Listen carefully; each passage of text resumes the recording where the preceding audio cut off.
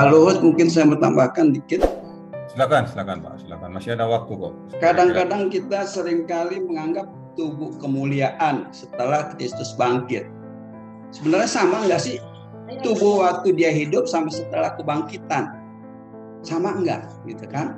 Nah, kita lihat di sini, apakah sama?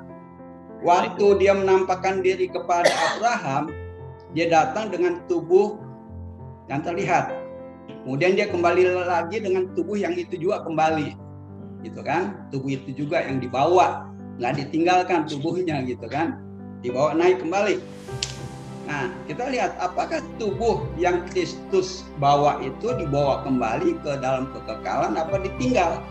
Seringkali menjadi perdebatan bagaimana tubuhnya gitu, kok nggak ada gitu kan? Apakah tubuhnya itu dibawa ke dalam kekekalan atau ditinggal? Kalau ditinggal berarti ada, ya iya kan? Ya. Nah, apakah tubuh sebelum kebangkitan dan setelah kebangkitan sama? Kalau tubuh kemuliaan setelah kebangkitan berarti tubuh sebelumnya kalau sama itu pun tubuh kemuliaan. Seperti dia datang kepada Abraham, tubuh itu pun kita bisa sebut tubuh kemuliaan. Nah, kita lihat di Roma 8 ayat 3. Biar supaya tuntas, seringkali ini menjadi perdebatan gitu kan. Roma 8 ayat 3 kalau bisa dibuka, kalau tidak saya bacakan. Bacakan aja. Sebab apa yang tidak mungkin dilakukan hukum Taurat karena tidak berdaya oleh daging, gitu kan? Telah dilakukan oleh Allah. Allah telah melakukan gitu ya. Daging sebenarnya tidak berdaya oleh hukum Taurat. Tapi Allah sudah lakukan. Sebab apa yang tidak mungkin dilakukan hukum Taurat karena tak berdaya oleh daging telah dilakukan oleh Allah, gitu. Dengan jalan mengutus anaknya sendiri dalam daging yang serupa dengan daging yang tidak dikuasai dosa. Jadi daging yang waktu Yesus jadi bayi itu Allah telah melakukan pekerjaannya yang tidak dikuasai oleh dosa, yang tidak dikuasai oleh Taurat. Daging itu, gitu kan? Kita menjatuhkan. Tapi dikatakan serupa, gitu. Mengutus anaknya dalam daging yang serupa dengan daging yang dikuasai oleh dosa. Dagingnya itu beda dengan daging kita yang dikuasai dosa. Betul. Bisa nggak kita lihat di sini? Betul. Buat Allah telah melakukan yang tidak mungkin dilakukan oleh hukum Taurat, gitu. Karena kalau hukum Taurat tuh dia bisa melakukan bahwa daging dia berkuasa atas daging. Tetapi telah dilakukan daging ini yang serupa dengan daging yang dikuasai oleh dosa.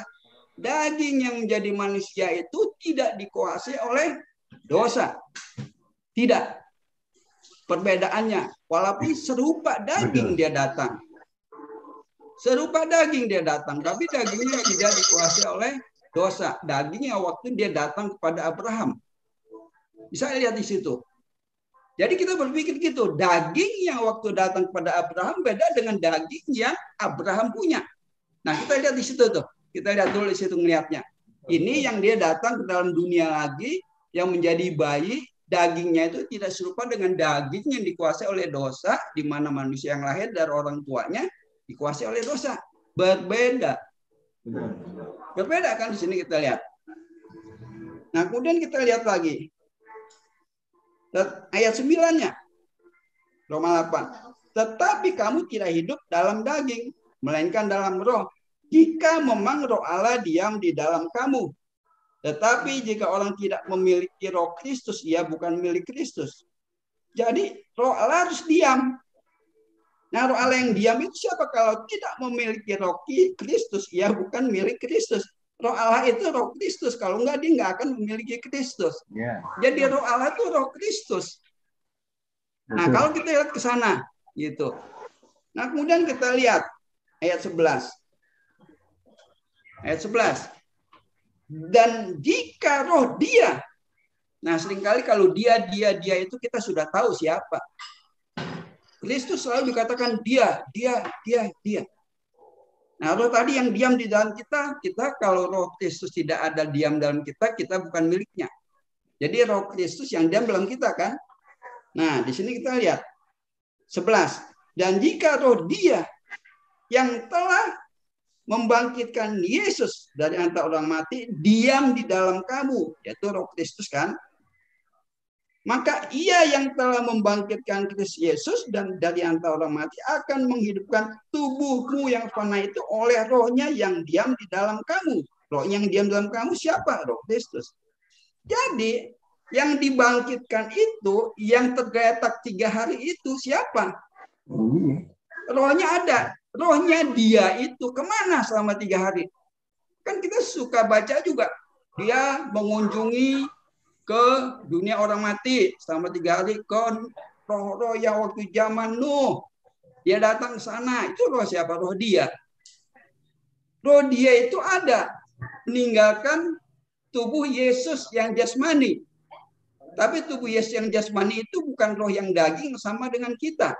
Tidak sama. 3 hari itu roh dia membangkitkan jasad yang 3 hari itu di dalam kubur. Bangkit. Nah, bangkitnya itu apakah sama dengan waktu dia mati? Kalau dia waktu mati berlumuran darah, hancur lebur badannya, 3 hari itu belum sembuh. Apa sembuh? Sorry Pak Suganda, sorry. Roh dia roh dia itu roh Allah atau roh Kristus? Nah, kita lihat ya. Pertanyaannya gitu, supaya lebih jelas. Roh dia yang membangkitkan. Dan jika roh dia yang telah membangkitkan Yesus, roh dia yang membangkitkan Yesus. Kalau saya pikiran saya itu roh dia maksudnya adalah Allah yang Maha Esa. Roh Allah lah yang membangkitkan Yesus, bukan Yesus membangkitkan dengan rohnya gitu loh. Nah, kita dihidupkan oleh siapa? Nah, ayat 9-nya kita lihat hubungannya. Kalau nggak ada ayat 9 ya, kita di situ agak-agak kalau nggak ada ayat 9-nya.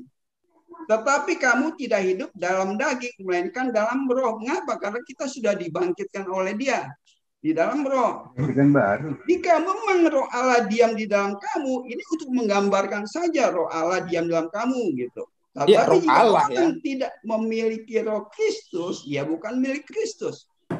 Nah, apakah kita bisa melihat roh Allah dengan roh Kristus sebenarnya di dalam kekekalan sebelumnya? Ya, Kristus itu roh, Allah yang perkasa dan sebagainya, gitu kan? Kita lihat ke sana, sama sebetulnya. Roh Allah siapa? Roh Allah yang keluar dari Allah menjadi rupa manusia. Roh Allah yang keluar disebut Roh Kudus. Ada ayatnya. Kristus keluar dari Allah. Roh Kudus keluar dari Allah. Roh Allah menjadi manusia. Kalau kita lihat ke sana, roh Allah dengan roh Kristus sama. Ya. Nah, itulah tadi yang roh dia itu yang membangkitkan Yesus Kristus yang daging itu. Nah, daging itu yang tadi kita katakan tidak sama dengan daging yang dikuasai oleh dosa. Ya, tentu. Itu kan daging Allah. Itu firman. Kenapa? Itu kan firman, tentu tidak dikuasai dosa. Betul. Dia adalah di atas segala dosa. Serupa daging, tapi dagingnya bukan daging sama, daging yang sama dengan waktu menampakkan diri kepada Abraham dagingnya. Jadi sebelum dia meninggal dan setelah dia meninggal pun dagingnya sama. Itu kan beda. Kan beda versi, Pak. Nah, kan tubuhnya yang di waktu dia datang kepada Abraham, sama dia pergi bawa tubuh lagi. Waktu dia datang menjadi bayi Kristus dari Roh Kudus, kita tahu dari Roh Kudus menjadi bayi. Dagingnya itu tidak dikuasai oleh dosa. Dagingnya tadi kita lihat ayat 3. Tidak dikuasai oleh dosa dan tidak sama walaupun serupa. Nah, dilanjutkan tidak sama dengan serupa di mana daging tadi di ayat 3 juga dikuasai oleh dosa, tapi daging dia tidak dikuasai oleh dosa. Perbedaannya karena itulah tubuh dari surgawi dan kekekalan. Kalau kita lihat, kalau dia dibangkitkan tubuh waktu dia disalibkan 3 hari, apakah bilur-bilurnya tubuh yang terkoyak itu kalau dilihat harusnya sama dengan waktu dia mengalami kematian. Oke, jadi apakah misalnya, karena saya lihat begini, waktu di Abraham berteofani, ya, roh itu, Allah itu turun, itu secara khusus tentang Sodom dan Gomora, ya, ada di sana itu kan. Dan apakah itu menjadi tipologi tentang Yesus? Saya kira enggak terlalu relevan. Tidak terlalu relevan karena juga Allah juga waktu di padang gurun berteofani dengan tiang awan dan tiang api. Ya, itu juga Allah sendiri yang berteofani di sana. Jadi waktu Yesus sebenarnya ini adalah penggenapan dari Kejadian 3 ayat 15 kalau nggak salah. Itu udah proto evangelium, ya. Ya. Adalah Injil yang pertama untuk penyelamatan. Jadi betul. Yesus misinya adalah untuk penyelamatan. Betul. Nah, di sana itu jadi agak berbeda. Tidak. Jadi saya tidak bisa melihat hubungan antara Allah yang datang berteofani dengan Abraham karena hubungannya dengan Sodom dan Gomora, sedangkan Yesus menjadi antitype-nya, kayaknya nggak ada hubungannya gitu loh. Oke. Karena kita lihat ya, Kejadian 3 ayat 15, bahwa melalui keturunanmu ya akan meremukan kepala ular itu dan dia akan menginjak kepala ular itu. Keturunannya itu siapa? Kita tahu kan itu Kristus. Waktu dia datang tadi makan dengan Abraham, dia mengatakan bahwa Sarah akan mengandung. Tujuan dia datang mengatakan demikian. Sarah kan tertawa waktu dia ditanda mendengarnya. Bahwa dia mengandung itu dengan tujuan apa? Dia kan mandul. Menjadi bisa melahirkan untuk menuju Ishak dan kemudian nanti ke Kristus. Kalau dia tidak datang dan Sarah tidak hamil, bagaimana Kristus itu terwujud? Jadi setelah itu baru dia bilang Sodom dan Gomora. Tiang awan, tiang api, itu menggambarkan siapa? Tiang awan, tiang api yang melindungi, melingkupi Israel dari kegelapan. Ada tiang awan, ada tiang api. Tiang api itulah yang membuat bangsa Israel tidak mengalami kegelapan. Ada terang waktu malam hari. Nah, itulah supaya mereka tidak kegelapan seperti waktu di Kejadian, terang. Menggambarkan gitu. Menggambarkan untuk masa yang akan datang ke Kristusnya. Tiang awan, itulah kemuliaannya dia yang dinyatakan pada siang hari juga agar supaya mereka tidak kepanasan. Dilindungi, mereka tidak kepanasan, tidak tersiksa lah pada waktu siang hari. Gitu. Nah, ada tiang awan itu pun menggambarkan Kristus. Kalau kita lihat semua gambaran-gambaran di PL, kedatangan dia secara teofani, kemudian dia menceritakan mengenai akan mengandung, tiang awan, tiang api, dan lain sebagainya, gunung batu, air yang dari batu, gitu kan. Itu semua gambaran Kristus kalau kita lihat. Sampai dia mewujudkan dirinya dalam daging yang tidak sama dengan manusia, serupa yang tidak dikuasai oleh Taurat dan dosa itu. Beda dengan daging kita. Nah, itu daging sama dengan waktu menampakkan diri kepada Abraham. Daging itulah yang dia 3 hari mengunjungi mereka-mereka yang ada di dunia orang mati, datang kembali, membangkitkan dia. Itu tubuh jasmaninya nih, yang diambil kembali, istilah diambil kembali tubuh jasmani yang berasal dari kekekalan, dibawa kembali ke kekekalan seperti waktu dia datang kepada Abraham. Gitu. Kalau tubuh jasmani yang mati 3 hari itu benar-benar hidup, pasti masih babak belur, masih ada luka-luka. Sekarang juga pakaian apa yang dikenakan pada waktu dia bangkit? Waktu dikubur dia hanya mengenakan kain kafan. Waktu dia bangkit pakaiannya dari mana? Pakaian apa yang dia kenakan? Dia waktu datang ke Abraham mengenakan pakaian. Pakaian dia kenakan waktu dia datang kepada Abraham. Nah, pakaian pun yang dia kenakan waktu dia bangkit. Dia nggak mengenakan kain kafan. Itu kita lihatnya. Jadi kalau kita mau lihat, ya kalau kita mau secara jernih, ya inilah kita di sini diskusi, beda boleh, terima boleh, nggak apa-apa gitu Pak. Ya, Oke, ya terima kasih. Ya. Baik, terima kasih. Baik. Sedikit moderator, komentar saya sedikit. Ya, Punya halo, tulang. sedikit ya, boleh. Jadi begini, kalau diperdebatkan sih boleh-boleh aja panjang. Tapi saya percaya bahwa tubuh Kristus yang menjadi daging itu pasti daging surgawi, maksud saya. Dia tidak sama dengan daging kita seperti yang Pak Suhanda bilang ini. Karena dia dikandung oleh Roh Kudus, bukan dikandung oleh ayah, bukan dikandung oleh bapak, dikandung oleh Roh Kudus. Yesus berkata di Yohanes 3 ya, yang dilahirkan dari daging adalah daging, yang dilahirkan dari roh adalah roh. Jadi dia dilahirkan dari roh. Jadi ya roh dia sekalipun. Dan di dalam Ibrani 10 kita baca begini. Karena itu ketika ia masuk ke dunia, ia berkata, korban dan persembahan tidak engkau kehendaki, tetapi engkau telah menyediakan tubuh bagiku supaya dia bisa mati. Jadi itu tubuh memang khusus itu, tidak sama dengan tubuh siapapun. Tentang penampilannya setelah dia bangkit, ya namanya dia anak Allah, jadi apa juga bisa dia. Saya pikir begitu. Jadi nggak sulit mengkaji ini dengan kebenaran-kebenaran ini ya. Jadi kalau kita mau memutuskan dengan logika, yang pasti nggak ada tempatnya dong. Demikian. Moderator, terima kasih. Terima kasih Tulang, terima kasih. Kalau ya sempat saya tambahan dikit saja. Begini, memang perjanjian lama Pak Siagian tadi dan juga Pak Suhanda udah menguraikan teofani yang terjadi sebenarnya begitu berulang-ulang. Banyak sekali dalam bentuk yang beda-beda. Ya kan? Itu sudah terjadi. Nah, tolong dimengerti bahwa Tuhan Yesus itu adalah gambaran dan rupa dari apa yang akhirnya wujud dalam Kristus.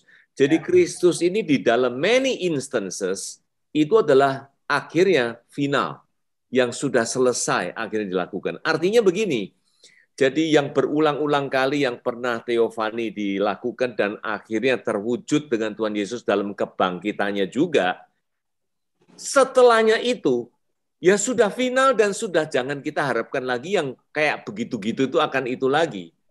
Nah, 1 Korintus 15 ayat 45 dipertegas lagi secara English nih. Karena apa? The last Adam became the spirit giving life, a life giving spirit, sorry. Nah, itu became itu adalah merupakan satu kata-kata yang boleh kita maknai bahwa dia sudah menjadi, dia sudah kembali ke wujud asalnya itu, dan menurut saya sudah tidak akan lagi, ya kalau mengulang begitu lagi ya sama seperti apakah nanti di kayu salib akan diulang lagi, tidak. Jadi itu hanya once for all and everything is done and completed and dia udah appeared in the spirit and that's it. Maka itu sudah kita nggak mengharapkan nantinya supaya kita bisa lihatnya gini gitu dan sebagainya. Nah, ini aja sebagai tambahan. Thank you. Baik, terima kasih Pak WP. Namun sebelum kita menutup, saya ingin bertanyakan kembali karena kita kan mau ada acara kongko. Barangkali ada pengumuman dari Pak Girsang dan Pak Suhanda, Pak WP. Silakan Pak. Pengumuman. Ya, terima kasih. Itu siapa punya ya doubling dia? Siapa punya doubling suaranya? Satu dimatiin coba. Ya, doubling. Nah, tadi itu nggak singgung sebentar itu. Tadi Pak Siagian itu katakan nanti badannya akan badan kita ini meninggal akan dibangkitkan gitu loh. Itu yang menurut saya perlu diteliti ulang juga nanti ya. Karena yang dari tanah, ya dari daging, tanah ini akan kembali ke tanah. Roh kembali kepada Allah. Itu di Pengkhotbah ada, di Ayub ada, ya nanti silakan di ini. Jadi begini sahabat-sahabat sekalian, kita memang sekarang ini kita menjadwalkan itu sampai jam 12.